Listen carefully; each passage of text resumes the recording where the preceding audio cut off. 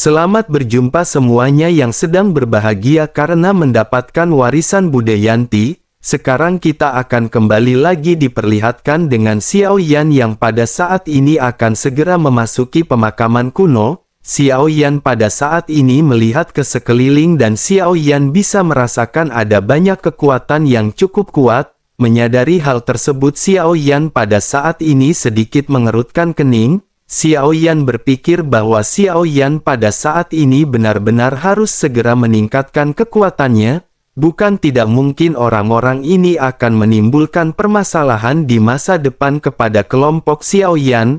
Terlebih lagi Xiaoyan juga pada saat ini berpikir ada sesuatu yang aneh di tubuh dari klon iblis keabadian. Setelah Xiaoyan menggunakan klon iblis keabadian berkali-kali untuk menyerang, Xiaoyan juga pada saat ini bisa merasakan adanya sesuatu yang salah. Hal ini secara alami langsung mempengaruhi serangan dari klon iblis keabadian itu sendiri. Setelah berkali-kali Xiaoyan bertempur menggunakan klon iblis keabadian, Xiaoyan belum pernah merasakan perasaan ini sebelumnya. Setelah menghabisi orang-orang dari alam Dongseng, Xiaoyan bisa merasakan adanya perasaan tidak enak. Perasaan ini terpancar dari tubuh klon iblis keabadian dan Xiaoyan segera memikirkan hal ini.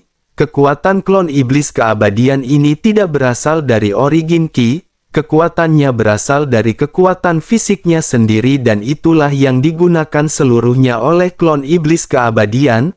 Xiaoyan pada saat ini benar-benar terkejut menyadari bahwa ketika Xiaoyan melihat klon iblis keabadian ada helaian putih halus di rambut hitam miliknya, Xiaoyan segera mengerti ternyata setiap pukulan dari klon iblis keabadian ini benar-benar akan menghabiskan umurnya.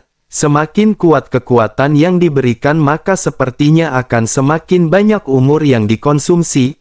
Jika hal ini terus berlanjut maka klon iblis keabadian benar-benar akan menua dengan cepat sebelum akhirnya mati. Xiaoyan pada saat ini benar-benar merasa pusing di kepalanya karena Xiaoyan harus mencari cara untuk menyelesaikan permasalahan ini. Salah satu caranya adalah Xiaoyan meningkatkan kekuatannya sesegera mungkin agar tidak terus bergantung pada klon iblis keabadian untuk menghadapi musuh yang lebih kuat. Terlebih lagi menambah masa hidup ini tidak semudah dengan menambah origin Qi. Hal itu benar-benar sangat sulit dan diperlukan pil tingkat yang sangat tinggi untuk bisa melakukan hal tersebut. Xiaoyan pada saat ini hanya bisa menghela nafas dan setelah merumuskan semuanya, Xiaoyan pada saat ini segera memandang ke sekeliling. Bersamaan dengan hal tersebut, Zhuo Tianlu juga pada saat ini menoleh ke arah tim yang memegang segel giok pemakaman kuno. Sosoknya segera berkata agar semuanya segera mendekat. 8 segel batu giok pemakaman kuno telah berhasil dikumpulkan. Dengan begitu maka mereka sudah siap untuk membuka reruntuhan keabadian. Semua orang pada akhirnya sedikit saling memandang sebelum akhirnya mereka perlahan mendekat dan menatap ke arah gerbang. Di ujung aula di hadapan semua orang pada saat ini terlihat ada pintu emas besar. Sementara itu Zhuo Tianlu pada saat ini segera kembali berbicara kepada semua tim yang telah berkumpul. Sosoknya berkata agar semua orang segera mengeluarkan batu giok segel pemakaman kuno masing-masing. Mari mereka bekerja sama untuk membuka reruntuhan pemakaman kuno ini. Mendengar hal tersebut semua tim pada saat ini segera memegang batu giok segel pemakaman kuno. Xiaoyan juga tidak terkecuali dan Xiaoyan pada saat ini terlihat sedikit bingung. Xiaoyan segera menoleh ke arah Zhuo Tianlu dan bertanya apakah dirinya tahu cara untuk membukanya. Zhuo Tianlu menatap ke arah Xiaoyan dan terdiam sebelum akhirnya segera menggelengkan kepalanya. Xiaoyan hanya bisa menghela nafas dan Xiaoyan pada saat ini segera menatap ke arah giok yang berada di tangannya. Sesaat kemudian sejumlah besar origin Qi segera mulai mengalir ke dalam giok. Segera setelah itu segel pun memancarkan cahaya yang menyilaukan. Kekuatan melonjak dari giok segel pemakaman kuno dan berkumpul langsung menuju ke gerbang batu. Melihat pemandangan ini semua orang pada akhirnya seketika bereaksi satu demi satu. Mereka meniru apa yang baru saja dilakukan oleh Xiaoyan dan menuangkan origin Qi mereka ke dalam batu giok. Sesaat kemudian pada akhirnya aliran cahaya segera mengalir keluar dari giok pemakaman kuno masing-masing. Giok-giok ini juga pada akhirnya segera berterbangan dari tangan semua orang dan mengeluarkan suara mendengung. Giok-giok yang perlahan naik ke udara pada saat ini segera berkumpul menjadi satu. Semua orang pada saat ini sedikit tercengang melihat batu giok yang bersatu yang pada akhirnya menyapu menuju ke arah gerbang batu. Begitu giok ini menghantam gerbang batu pada akhirnya seluruh gerbang batu tiba-tiba berguncang. Segel pada gerbang batu emas juga mulai goyah hingga pada akhirnya benar-benar hancur. Bersamaan dengan gerbang yang telah dibuka, segel pada akhirnya segera tersebar dan berubah menjadi kilatan cahaya yang menyebar ke segala arah dengan kecepatan yang tidak bisa dilihat. Melihat pemandangan ini, Xiao Yan pada saat ini menyipitkan matanya dan bergumam sepertinya mereka bukanlah orang pertama yang menginjakkan kaki di tempat ini. Sementara itu di sisi lain pada akhirnya begitu gerbang ini dibuka, fluktuasi origin Qi yang kuat pada saat ini terpancar dari masing-masing tim. Banyak di antara mereka yang pada saat ini langsung bergegas melesat maju ke dalam gerbang. Sosok Zuo Tianlu juga pada saat ini hendak melesat tetapi pada akhirnya dirinya tertegun dan menoleh ke arah Xiao Yan. Sosoknya segera bertanya mengapa Tuan pada saat ini belum masuk. Xiao Yan pada saat ini sedikit tersenyum dan berkata bahwa dirinya bisa pergi terlebih dahulu. Mulai sekarang mereka bisa bekerja sendiri-sendiri dan dirinya tidak perlu mengkhawatirkan Xiao Yan. Zuo Tianlu pada saat ini sedikit tersenyum pahit sebelum akhirnya dengan penuh hormat segera menangkupkan tangannya ke arah Xiao Yan. Selanjutnya Zuo Tianlu memimpin semua anggotanya untuk segera ke gerbang batu emas. Sementara itu Xiao Yan pada saat ini terdiam hingga pada akhirnya semua orang benar-benar telah masuk. Setelah itu Xiao Yan mengelurkan telapak tangannya dan ada tanda emas yang tercetak di telapak tangan Xiao Yan. Tanda ini adalah segel giok yang tersisa di pemakaman kuno dan sepertinya Xiao Yan pada saat ini berpikir semua orang yang memasuki tempat ini akan memiliki tanda tersebut. Xiao Yan lanjut menyipitkan matanya dan Xiao Yan benar-benar tidak tahu apa alasan keberadaan simbol ini. Xiao Yan lanjut menghela nafas dan pada saat ini segera menoleh ke arah Lei Ji. Xiao Yan berkata kepada Lei Ji bahwa Xiao Yan harus mengasingkan diri terlebih dahulu untuk beberapa waktu. Oleh karena itu Xiao Yan ingin Lei Ji mendukung Xiao Yan di dalam pertempuran berikutnya. Situasi dari klon iblis keabadian ini benar-benar agak buruk, oleh karena itu Xiao Yan harus meningkatkan kekuatannya sesegera mungkin. Rupanya alasan mengapa Xiao Yan tidak terburu-buru memasuki gerbang batu adalah Xiao Yan sedang mengatur sebuah rencana. Xiao Yan berniat untuk memberikan cincin penyimpanan luar angkasa kepada klon iblis keabadian. Xiao Yan ingin masuk ke dalam cincin penyimpanan luar angkasa untuk melakukan pelatihan. Xiao Yan ingin menelan buah spiritual dan ingin melihat apakah ada peluang bagi Xiao Yan untuk menerobos ke Dogat Bintang 6. Begitu Xiao Yan mencapai level Dogat Bintang 6 maka Xiao Yan benar-benar akan menjadi semakin kuat dan bisa berhadapan dengan musuh-musuh yang lebih kuat. Dengan banyaknya buah spiritual setidaknya sumber origin Qi Xiao Yan juga mungkin akan bisa mencapai total 10 juta. Dengan begitu maka Xiao Yan akan langsung bisa berada di tahap akhir Dogat Bintang 6. Mendengar apa yang dikatakan oleh Xiao Yan, Lei Ji pada saat ini mengangguk dan Xiao Yan tidak ragu-ragu lagi. Xiao Yan langsung memasuki cincin penyimpanan luar angkasa. Klon iblis keabadian pada saat ini untuk sementara bertindak menggantikan peran dari Xiao Yan. Dengan kekuatan miliknya yang mengintimidasi tentu saja tidak akan ada orang yang berani mendekat untuk menyerang. Pada akhirnya kelompok Xiao Yan tanpa banyak basa-basi segera melesat masuk ke dalam gerbang batu emas. Begitu mereka memasuki tempat ini semua orang melihat sekeliling karena adanya ruang independen. Mereka pada saat ini masih bisa melihat langit di ujung yang terhubung dengan aura pembunuhan. Bersamaan dengan hal tersebut Lei Ji juga pada saat ini menemukan sesuatu. Lei Ji bergumam sepertinya reruntuhan keabadian ini benar-benar akan segera hancur. Lei Ji khawatir tidak akan lama lagi reruntuhan ini benar-benar akan hilang dari dunia ini. Xiao Yan pada saat ini terdiam mendengar apa yang baru saja dikatakan oleh Lei Ji. Melihat apa yang berada di sekitar Xiao Yan pada saat ini sedikit mempercayai perkataan yang baru saja dikeluarkan oleh Lei Ji. Namun jika begitu permasalahannya, bukankah itu berarti mereka pada saat ini benar-benar harus bergegas untuk mencari harta karun? Pada akhirnya tanpa banyak basa-basi lagi Xiao Yan memerintahkan semuanya untuk bergerak dengan cepat.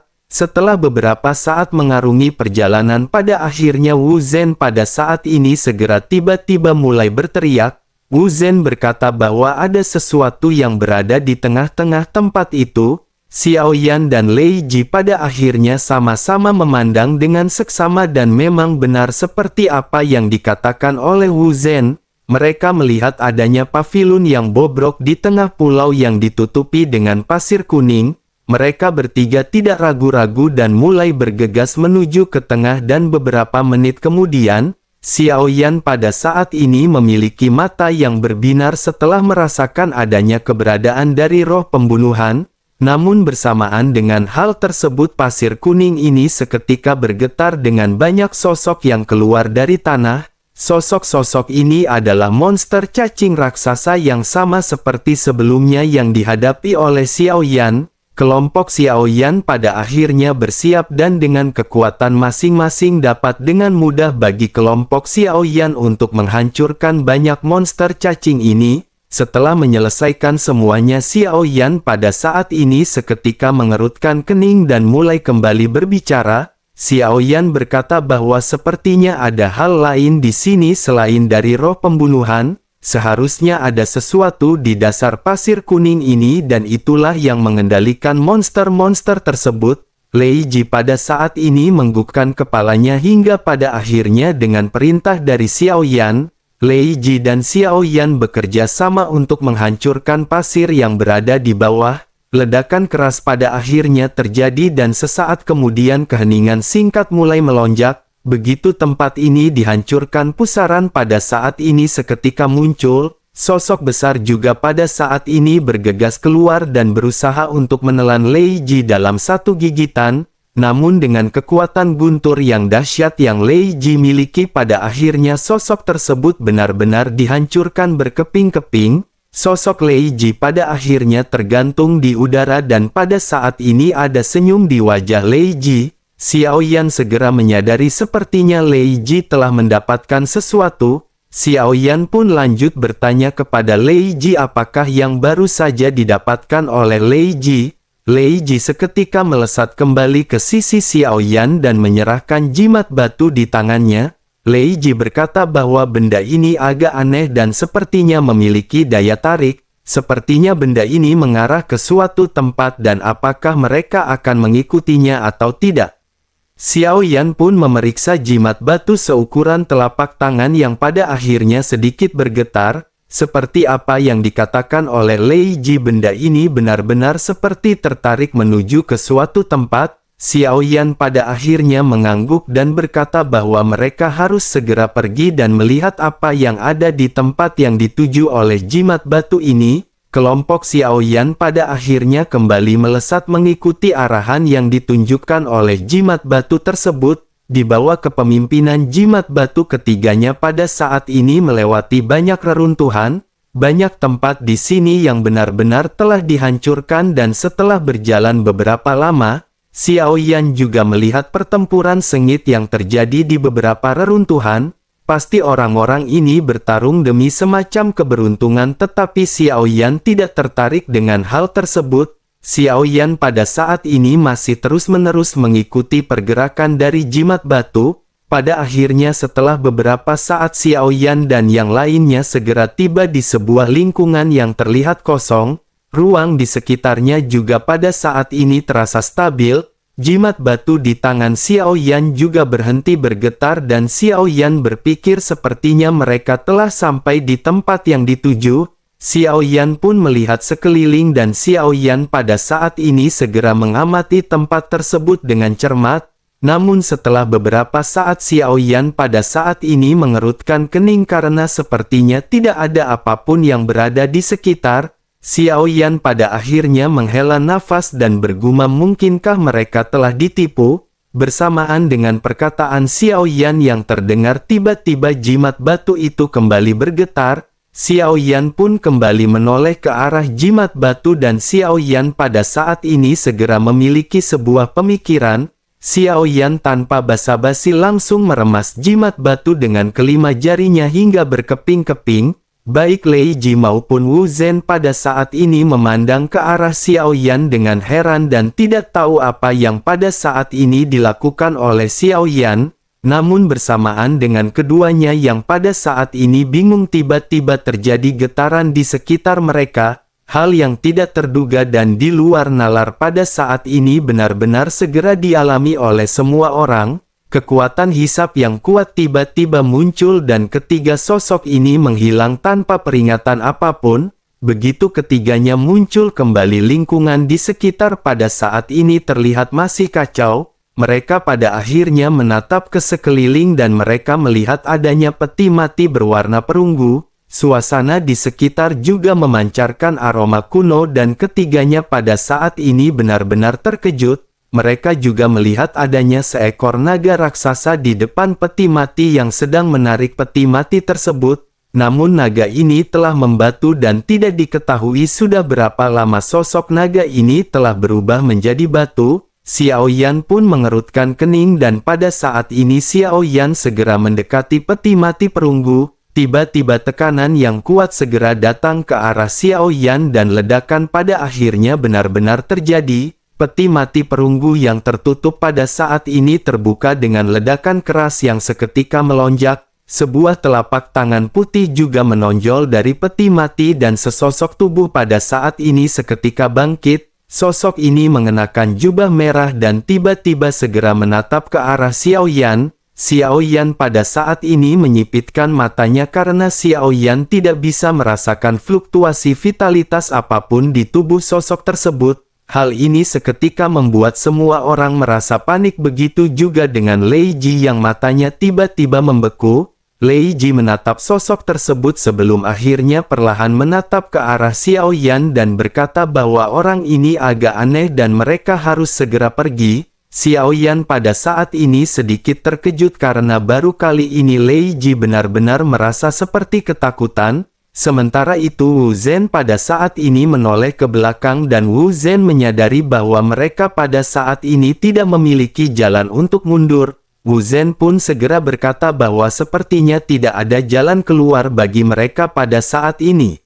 Sementara itu di sisi lain suara suram pada akhirnya tiba-tiba terdengar dari sosok tersebut.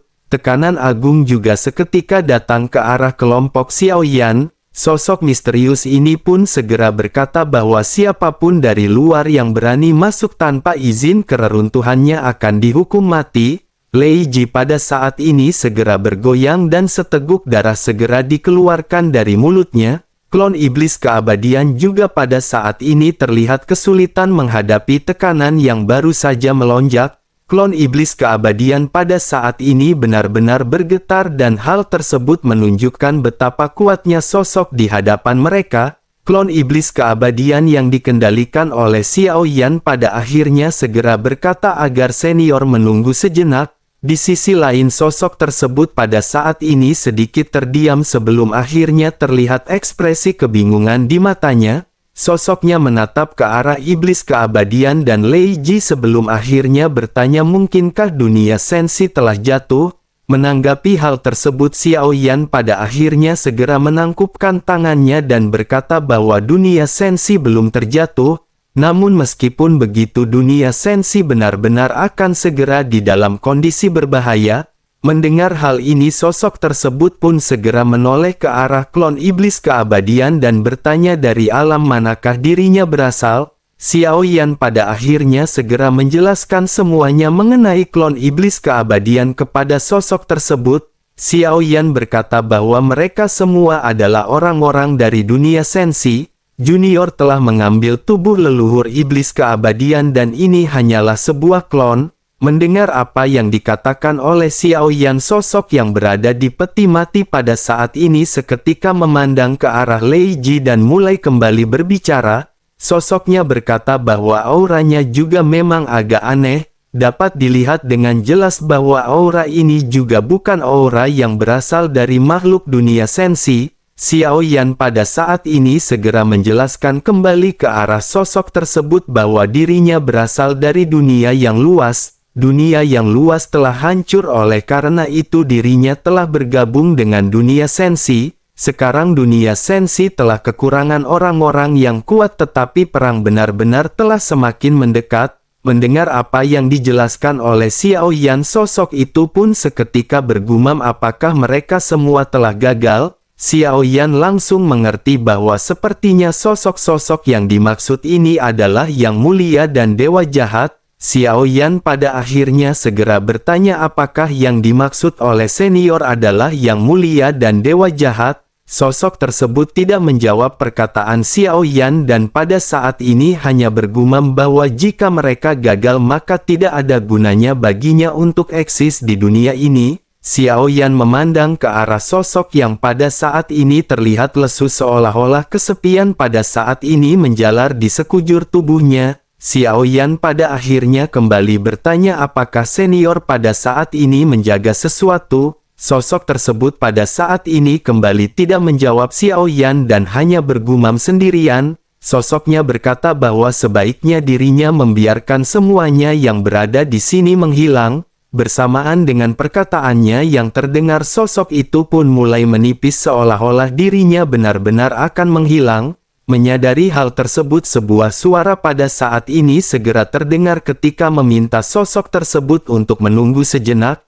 Ini adalah suara Xiaoyan karena Xiaoyan sendiri memutuskan untuk muncul dan keluar dari cincin penyimpan luar angkasa. Begitu melihat Xiaoyan yang muncul, sosok tersebut pun seketika tanpa sadar tubuhnya bergetar. Mata sosok tersebut tertuju kepada Xiaoyan dan dirinya bisa melihat ada simbol di antara alis Xiaoyan. Sosoknya pada akhirnya segera bergumam jika melihat dari tanda ini mungkinkah dirinya adalah dewa jahat.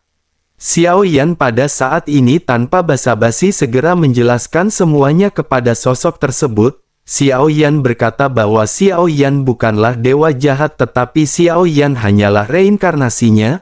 Mendengar hal tersebut, sosok tersebut pada akhirnya mengerutkan kening dan mulai berbicara dengan sedikit ragu. Sosoknya bertanya mungkinkah keduanya tidak berhasil menyelamatkan dunia ini. Mendengar hal tersebut, Xiaoyan pada saat ini segera berkata bahwa sekarang tampaknya memang telah terjadi beberapa kegagalan, tetapi kegagalan ini bukanlah kegagalan total. Sosok itu pun terdiam dan agak bingung dengan apa yang baru saja dikatakan oleh Xiaoyan. Sementara itu Xiaoyan perlahan mulai menjelaskan mengenai identitas dari Yang Mulia. Xiaoyan berkata bahwa Yang Mulia telah bereinkarnasi 9 kali dan 8 di antaranya telah gagal. Sementara itu Xiaoyan adalah reinkarnasi yang ke-9 dan Xiaoyan merupakan harapan terakhir. Xiaoyan pada saat ini berusaha untuk memastikan sosok tersebut untuk memberikan berkah kepada kelompok Xiaoyan. Xiaoyan benar-benar membutuhkan banyak berkah untuk menyelamatkan dunia sensi di masa depan. Oleh karena itu Xiaoyan pada saat ini benar-benar harus berjuang untuk membujuk sosok tersebut. Sementara itu di sisi lain sosok tersebut memandang ke arah Xiaoyan sejenak sebelum akhirnya menggelengkan kepalanya. Sesaat kemudian sosoknya menghela nafas dan mulai bertanya apakah Xiaoyan adalah reinkarnasi dari Yang Mulia. Jika begitu permasalahannya maka dunia sensi mungkin benar-benar tidak lagi memiliki harapan. Xiaoyan menunjukkan ekspresi dengan senyum pahit begitu Xiaoyan mendengar hal ini. Dari sudut pandang seorang keabadian, Xiaoyan memang benar-benar lemah.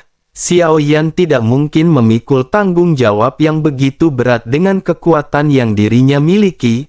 Namun waktu yang diberikan kepada dunia sensi benar-benar hampir habis. Dalam sekejap mata lebih dari 1000 tahun pada saat ini telah berlalu. Meskipun di mata orang luar kecepatan kultivasi Xiaoyan sudah sangat mencengangkan, namun bagi dunia sensi yang tidak memiliki waktu hal tersebut benar-benar sangat lambat, bahkan jika Xiaoyan bisa menembus keabadian dalam waktu 10.000 tahun, bagaimana mungkin hanya dengan kekuatan keabadian saja bisa menyelamatkan dunia sensi? Xiaoyan pada akhirnya hanya bisa menghela nafas sebelum akhirnya Xiaoyan segera kembali bertanya kepada sosok tersebut. Xiaoyan bertanya apakah senior mengetahui tentang dunia Taixu. Sosok itu pun sedikit mengangguk mendengar apa yang baru saja dikatakan oleh Xiaoyan. Sementara itu Xiaoyan kembali berbicara dengan sungguh-sungguh kepada sosok tersebut. Xiaoyan menjelaskan bahwa sejauh yang dirinya tahu dunia Taixu akan menyerang dunia sensi dalam waktu 10.000 tahun. Sosok tersebut pun sedikit terdiam sebelum akhirnya bergumam apakah itu adalah alam Taixu yang dulunya baru mencapai tahap perkembangan dan sekarang benar-benar dapat menyaingi dunia sensi. Xiaoyan pada saat ini hanya bisa terdiam karena Xiaoyan memang tidak memahami mengenai sejarah dari kedua alam ini. Sementara itu sosok itu kembali bergumam bahwa sungguh sangat disayangkan dirinya benar-benar telah mati, dirinya juga tidak lagi dapat membantu dunia sensi dan semuanya benar-benar tergantung pada nasib dunia sensi sendiri. Menanggapi apa yang dikatakan oleh sosok misterius ini Xiaoyan pada akhirnya kembali mulai berkata dengan serius. Xiaoyan berkata bahwa sebagai putra dari dunia sensi bagaimana mungkin bisa Xiaoyan menyaksikan dunianya dibantai? Jika para leluhur dapat memberi Xiaoyan berkah maka hal tersebut juga dapat dianggap sebagai kontribusi untuk dunia sensi. Jika seseorang tidak bisa berjuang sampai akhir bagaimana mungkin mereka bisa menyerah dengan begitu mudah? Mendengar apa yang dikatakan oleh Xiaoyan, sosok tersebut pada saat ini kembali tertegun. Sosoknya pada saat ini benar-benar terkejut karena ketika dirinya melihat ke arah Xiaoyan yang baru saja berbicara, dirinya sepertinya bisa melihat jiwa Xiaoyan yang sedang membara, dirinya bisa melihat ketulusan Xiaoyan dan benar-benar tidak ada tipuan di dalam kata-katanya. Pada akhirnya sosok tersebut pun segera merenung sebelum akhirnya setelah beberapa saat sosoknya kembali mulai berbicara. Sosoknya berkata bahwa dirinya akan segera menghilang dari dunia ini. Namun karena ini permasalahannya bahkan jika dirinya mati dirinya benar-benar harus membantu dunia sensi lagi. Xiaoyan pada saat ini menghela nafas karena pada akhirnya sepertinya sosok tersebut pada akhirnya tergerak oleh perkataan Xiaoyan. Di sisi lain sosok tersebut pada akhirnya kembali berkata perlahan kepada Xiaoyan bahwa awalnya dirinya menyimpan banyak kenangan, tetapi hampir semuanya telah terhapus seiring dengan berjalannya waktu. Yang tersisa hanyalah peti mati dan tubuh naga ini dan dirinya pada saat ini hanya bisa menggunakan keinginan terakhirnya. Dirinya bisa memberikan tubuhnya kepada Xiaoyan untuk menjadi boneka spiritual. Namun dirinya hanya bisa bertempur sekali tetapi meskipun begitu dirinya memiliki kekuatan tempur di puncak kejayaannya. Dengan begitu maka Xiaoyan akan bisa memanfaatkan tubuhnya dengan baik untuk pertempuran. Xiaoyan pada saat ini seketika terkejut karena Xiaoyan tidak menyangka bahwa sosok ini akan memberikan tubuhnya sebagai hadiah kepada Xiaoyan. Xiaoyan pada akhirnya segera menangkupkan tangannya dengan penuh hormat. Xiaoyan lanjut berkata bahwa dirinya benar-benar ingin berterima kasih kepada senior. Bisakah senior memberitahu namanya agar junior mengingat nama senior untuk dituliskan di dalam buku sejarah? Sosok tersebut pada akhirnya mulai menampilkan senyum di wajahnya mendengar apa yang dikatakan oleh Xiaoyan. Sosoknya pada akhirnya segera berkata bahwa dirinya telah lahir di bintang Tianyang. Dirinya tidak memerlukan gelar kehormatan tetapi dirinya hanya ingin memberitahu bahwa dirinya bernama Lan Feng. Xiaoyan pun menangkupkan tangannya mendengar sosok Lan Feng yang pada saat ini memperkenalkan diri. Sementara itu Lan Feng pada saat ini menoleh ke arah patung naga yang pada saat ini terlihat banyak luka di tubuhnya. Ada juga luka fatal di sekujur tubuhnya.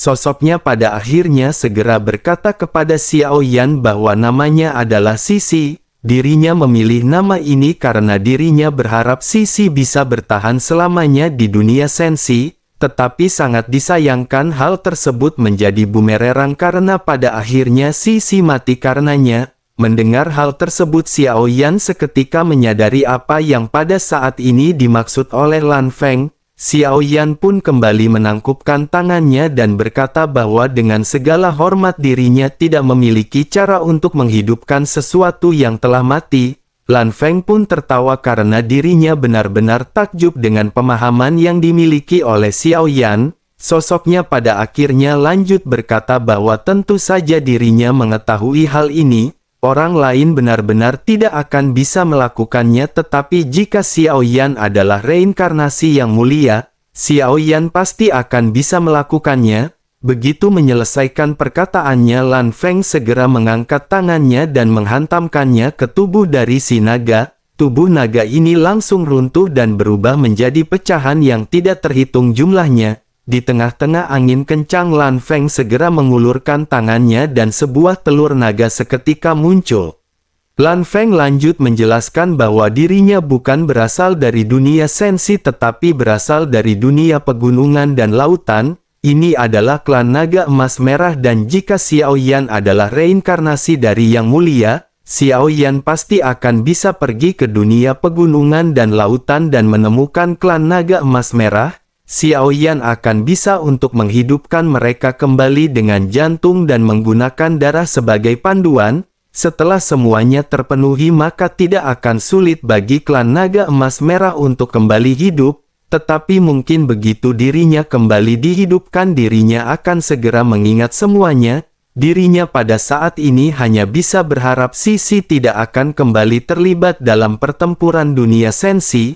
Yang dirinya inginkan hanyalah begitu Sisi dihidupkan kembali dirinya akan berdiam di tempatnya sendiri dan tidak terlibat pada urusan dunia sensi. Xiao Yan pada saat ini sedikit tersenyum dan berkata bahwa Xiao Yan sejujurnya tidak bisa menjamin hal tersebut. Perang besar dunia sensi akan segera terjadi. Jika dunia sensi bisa menang, Xiao Yan pasti akan memenuhi perintah yang dipercayakan oleh senior. Mendengar hal tersebut sosok yang bernama Lan Feng pada saat ini kembali tersenyum.